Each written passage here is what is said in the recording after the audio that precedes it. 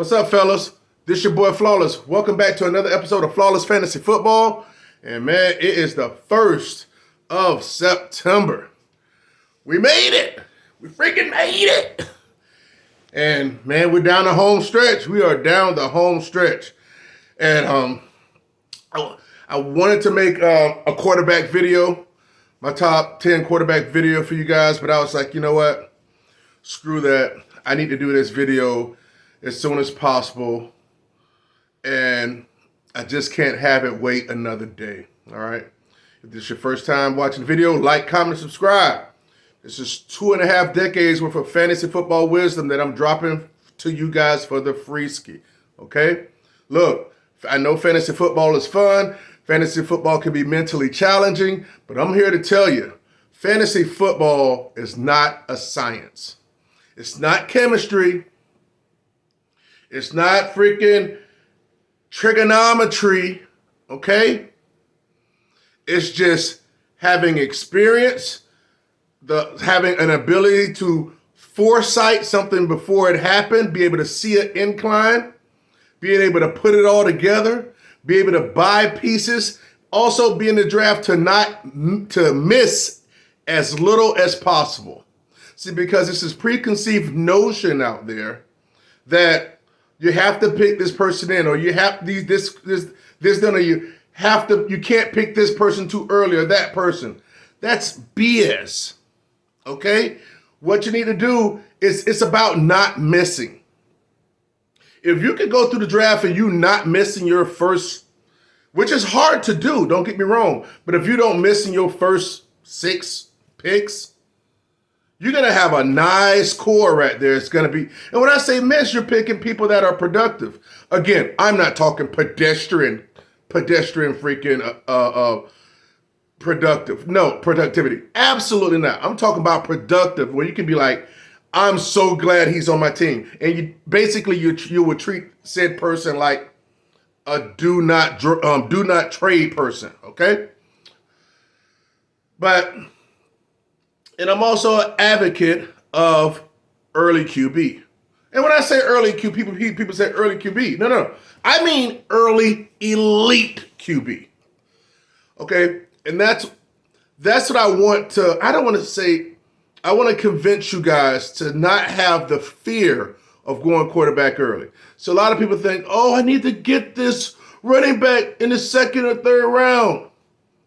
Do you? You know? You don't need to do it. You just want to do it, but you don't need to do it. So I was thinking about this the last couple weeks strong, but I'm going to present it to you guys. Okay, now you guys have seen my mock drafts. You see me go elite quarterback early. There are some people, let's say last year, right?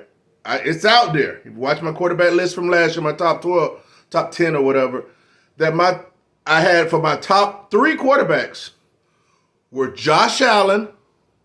When everybody else was saying Patrick Mahomes, people, I said Josh Allen, and then I put Patrick 2, and then I had Tom 3. Come to find out, it wasn't Patrick. He dropped to number 5, and it was Herbert that moved up to 2.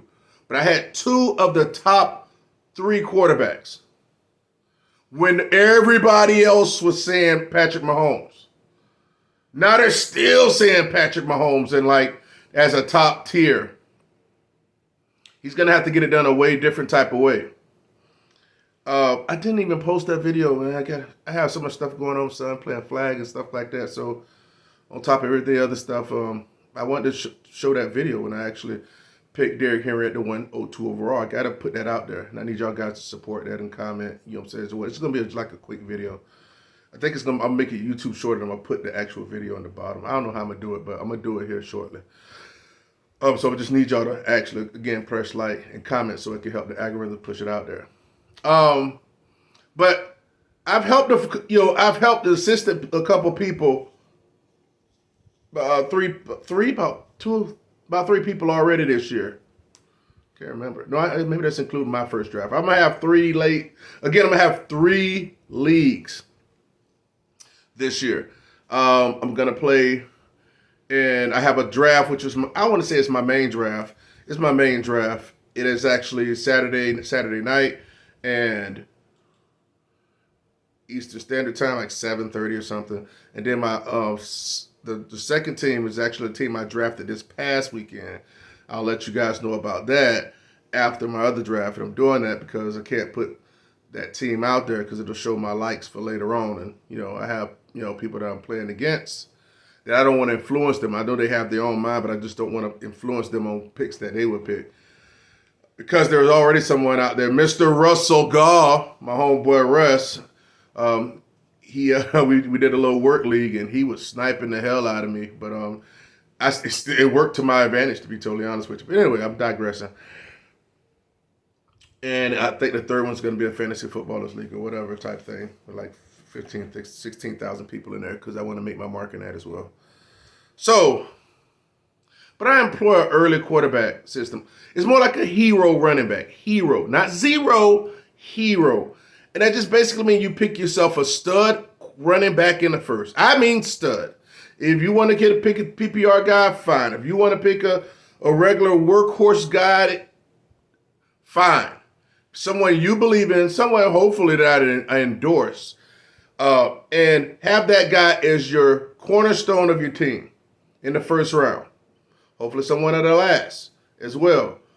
Then in the second round, and I know people are going to be like, oh my God, I can't, it's too early.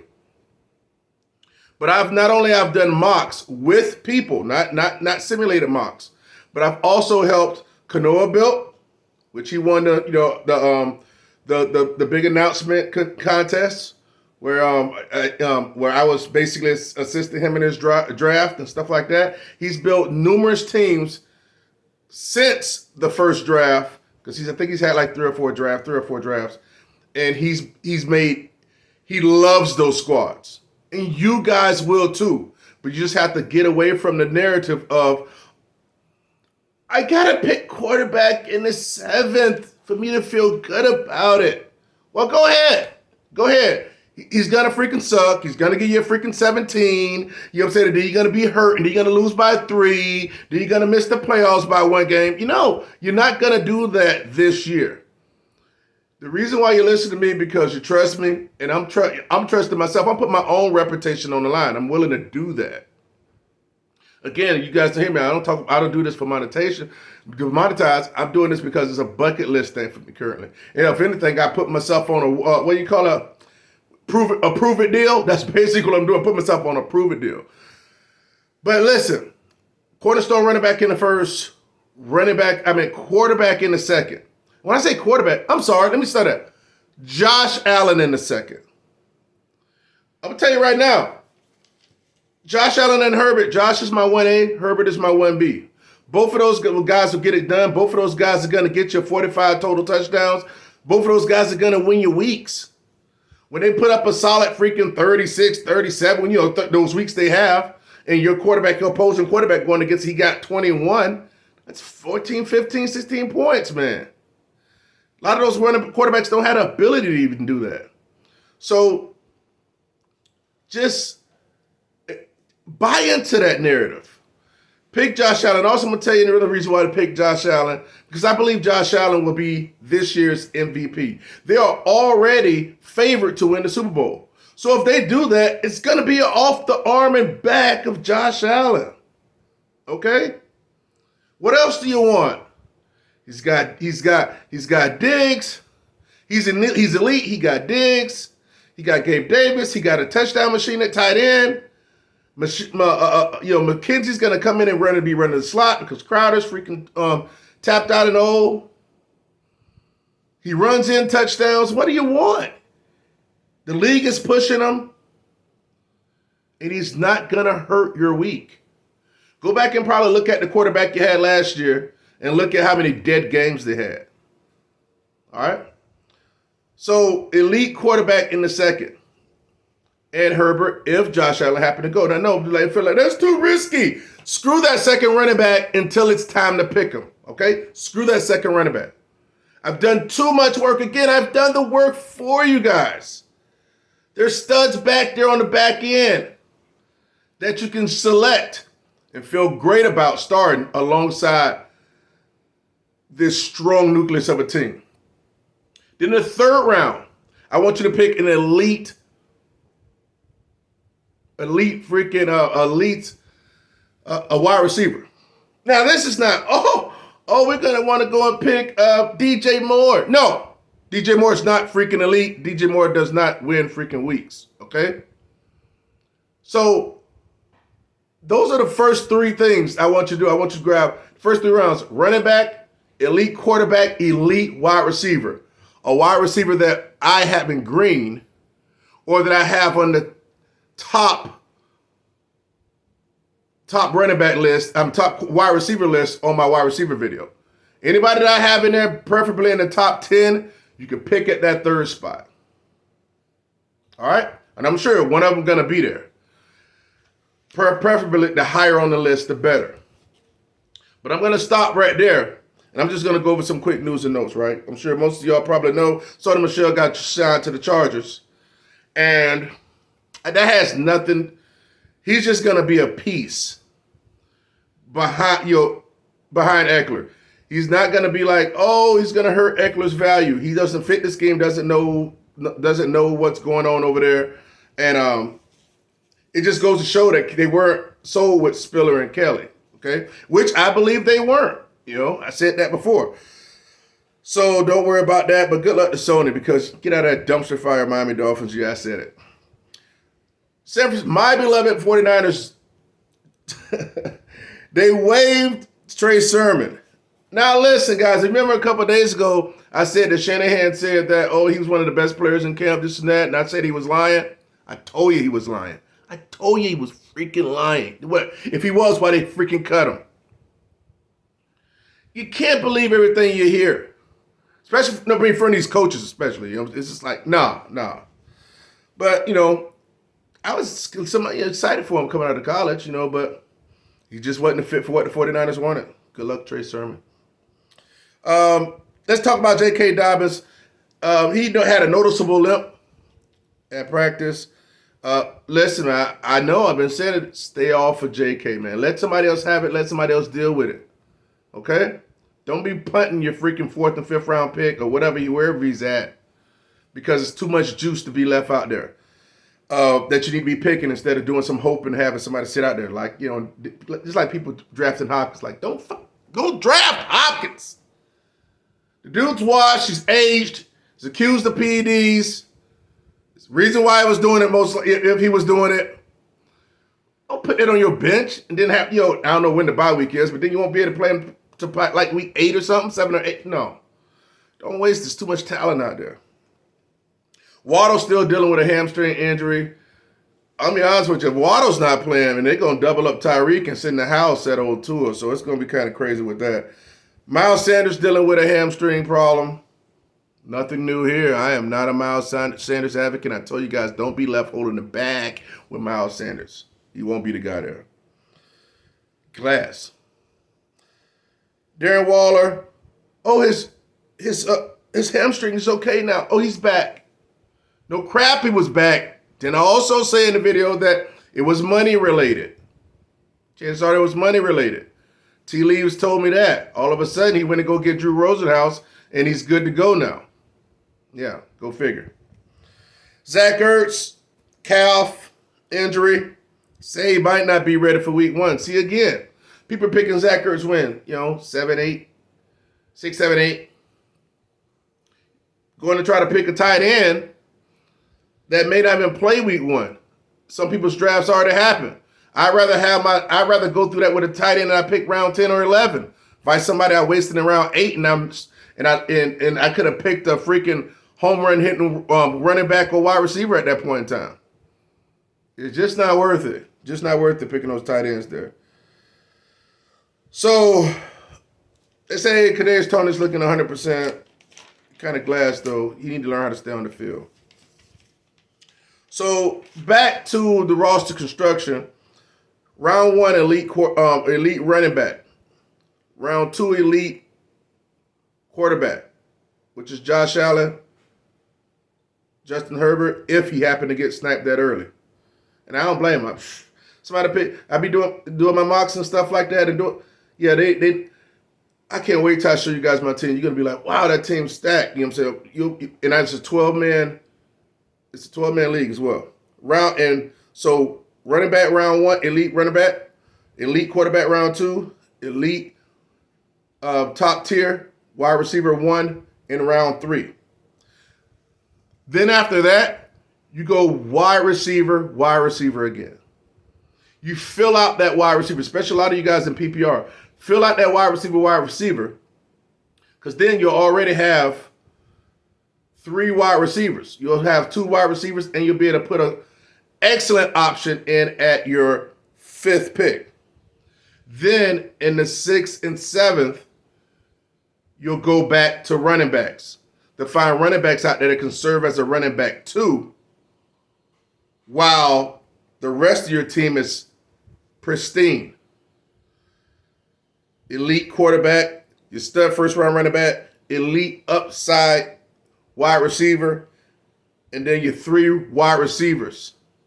That if you play them right, you can actually have 3 wide receivers that Flawless Fantasy Football actually endorses to end up as a wide receiver 1, top 12 wide receiver. And what does that spell? It spells freaking greatness. Then 6 and 7, go back to running back. And then at the 8th, you could do something else, but we'll talk about that later.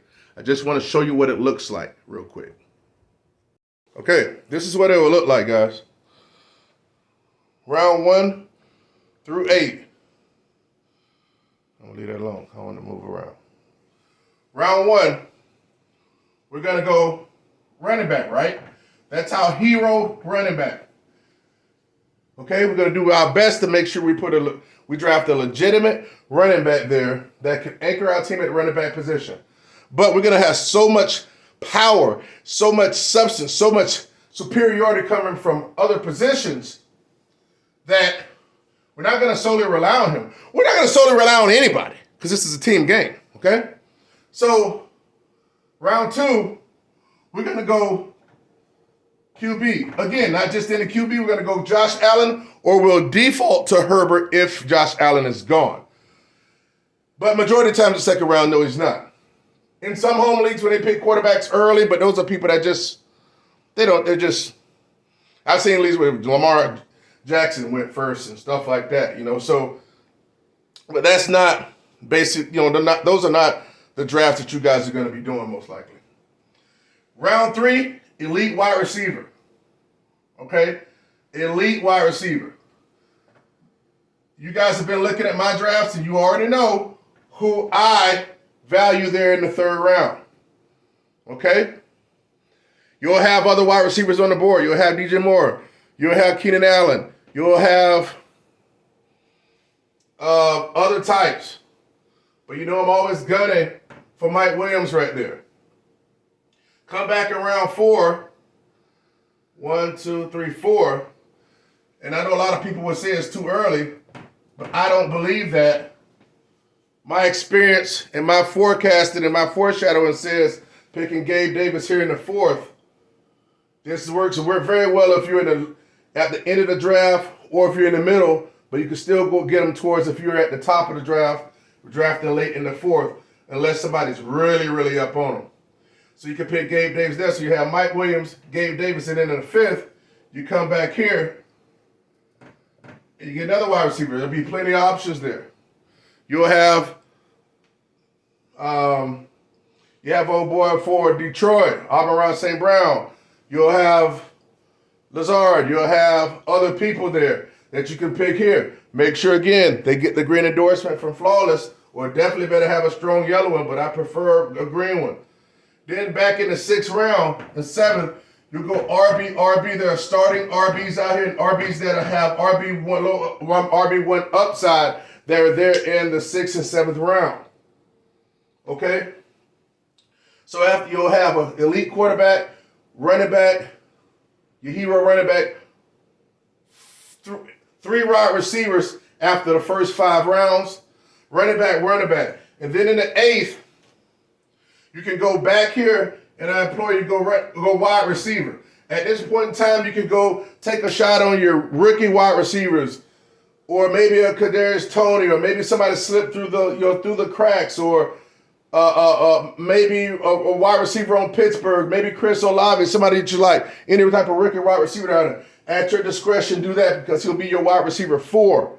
And then after that, wide receiver 9, unless somebody truly dropped to where they shouldn't be there, in round 9, then that's when you start looking at tight end. Round 9. Unless something truly happened here in the 9th where somebody's there that you just can't pass up, I don't mind you going to do that. And then get your tight end in 10. All right? We'll talk about this in detail and what should be going on the back end as well, because this is not the total team. You still have a freaking tight end to pick after this. You still have a defense to pick after this. And you still have a kicker to pick after this in most leagues. And I want you to have elite one of those as well. Not defenses, though. I don't want you to have elite defense. Getting an elite defense will get you in trouble. Or have you wasted a draft pick. And we don't want to waste draft picks. Right? It may feel good to have Rams in the first half as your defense, but when they play Buffalo week 1, how many points do you expect? That game's going to be freaking damn near 30-something to 30-something. So I'm playing against the guy that in my team I drafted this past weekend. He's got Rams. I welcome it. I got Denver, and they play like Seattle or something. It's like, okay, whatever. So this is the format which I'm looking at, and it's pretty much foolproof. I can make a list of wide receivers in the 4th, wide receivers in the 5th, and running backs in the 5th and 6th. 6th and 7th that you can draft. And I guarantee that if you did a mock draft of that, you'll come up and you'll have a great freaking team. Let me know what you think of this, guys. This right here will work with damn near any type of competitive league. Damn near at any spot. I did the mock drafts last night, and it works at any spot. Don't be afraid to take chances. Don't be afraid to believe in something. This is the truth. I'm willing to put my freaking reputation on it. All right? Get any substance out of this video. Comment. Let me know what you think. Flawless Fantasy Football. I'll holler at you. Consider this. Everyone that I've assisted already and will assist. May it be my son. May it be my son. Maybe it be I have somebody else I have to coach this weekend. And along with my own draft, they will be following this format. And we don't want to win alone. Flawless Fantasy Football. Let me know. Peace.